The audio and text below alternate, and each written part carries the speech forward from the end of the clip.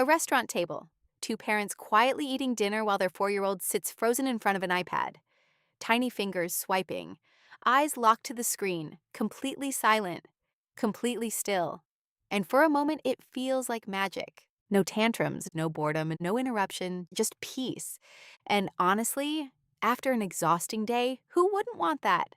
But here's the uncomfortable question most parents never stop to ask. What exactly is that screen replacing? Because while the child looks calm on the outside, something much deeper may be happening underneath. Something invisible. Something researchers in child psychology and neuroscience have become increasingly worried about over the last decade. Not because screens are evil, not because technology is bad, but because the human brain, especially a child's brain, develops through experiences that screens quietly interrupt. And the frightening part is this: the damage usually doesn't show up immediately. It shows up years later, in attention spans that collapse inside classrooms, in emotional outbursts that seem to come from nowhere, in children who feel constantly restless, constantly bored, constantly unable to sit alone with their own thoughts. Stay with me, because by the end of this video, you'll understand the 3 hidden developmental systems early iPad use interferes with, and more importantly, what parents can do instead, without guilt, fear, or unrealistic perfection. Now, before we go further, let's clear something up. This is not about blaming parents. Modern parenting is harder than it has ever been. Parents today are raising children in a world designed to hijack attention, a world where billion-dollar tech companies compete for your child's focus using the same psychological techniques casinos use on adults: infinite scrolling, instant rewards, bright stimulation, constant novelty. And children's brains are uniquely vulnerable to it because the part of the brain responsible for impulse control and emotional regulation isn't fully developed yet. In other words, young children cannot regulate technology the way adults can. And that changes everything. Now, here's where most conversations about screen time go wrong. People focus only on the content: educational versus non-educational, violent versus safe, fast-paced versus slow-paced. But neuroscientists say the bigger issue is not just what children watch, it's what screen time replaces. Because childhood is supposed to train the brain in very specific ways. A toddler stacking blocks is learning patience. A child playing outside is learning risk assessment. A baby staring into a parent's face is learning emotional communication. These moments look ordinary, but they are literally building neural pathways. And when screens begin replacing too many of those experiences too early, development changes quietly, gradually, almost invisibly. Researchers at child development institutes around the world have noticed a pattern emerging among children with heavy early screen exposure. Not lower intelligence, not permanent damage, something more subtle and, in many ways, more concerning: difficulty with self-regulation. The ability to wait, to tolerate boredom, to manage frustration, to focus without constant stimulation. Think about what happens when a child gets uncomfortable today. The second boredom appears, a screen often arrives to remove it. Car ride, screen. Restaurant, screen. Waiting room, screen. Grocery store, screen. And at first this feels harmless, helpful even. But here's the hidden problem. Boredom is not a bug in childhood. It's a training ground. Boredom is where imagination begins, where frustration tolerance develops, where internal thinking starts to grow. When children sit with boredom, their brain learns to create, to self-direct, to regulate discomfort internally instead of escaping it instantly. An iPad interrupts that process by doing the regulation for them. And over time, the brain starts expecting external stimulation every time discomfort appears. That expectation changes behavior. Suddenly, silence feels unbearable, stillness feels painful, ordinary life feels too slow. Now, let's pause for a second here, because this next part is important. The issue is not that screens entertain children. Childhood has always included entertainment. The real issue is the intensity of modern digital stimulation. Many children's apps and videos are specifically designed to maximize dopamine responses in the brain. Rapid scene changes, bright colors, instant rewards, constant novelty. and the brain adapts to whatever environment it experiences repeatedly. This is called neuroplasticity. The brain wires itself around repeated patterns. So when a young brain becomes used to extremely high levels of stimulation, normal activities can begin to feel underwhelming by comparison. Reading feels slow, school feels boring, conversation feels unstimulating. And this is exactly what many teachers have quietly started noticing.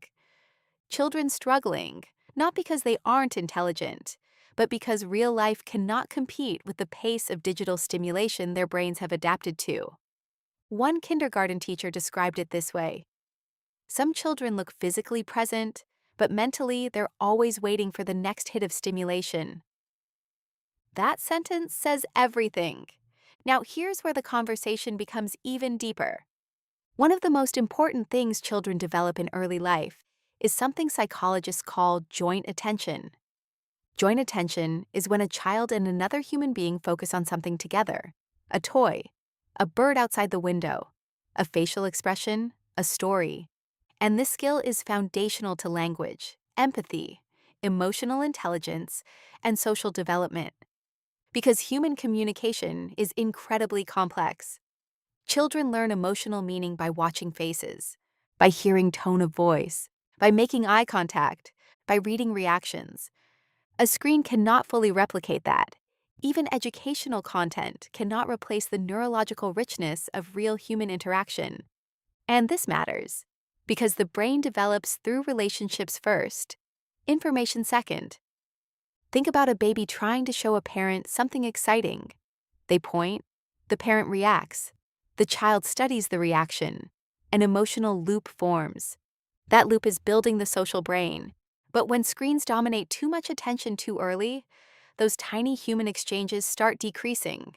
Not dramatically, quietly, a little less eye contact, a little less conversation, a little less emotional attunement. And over years, small reductions repeated thousands of times can create surprisingly large developmental effects. Now, does this mean every child with an iPad is doomed? Of course not.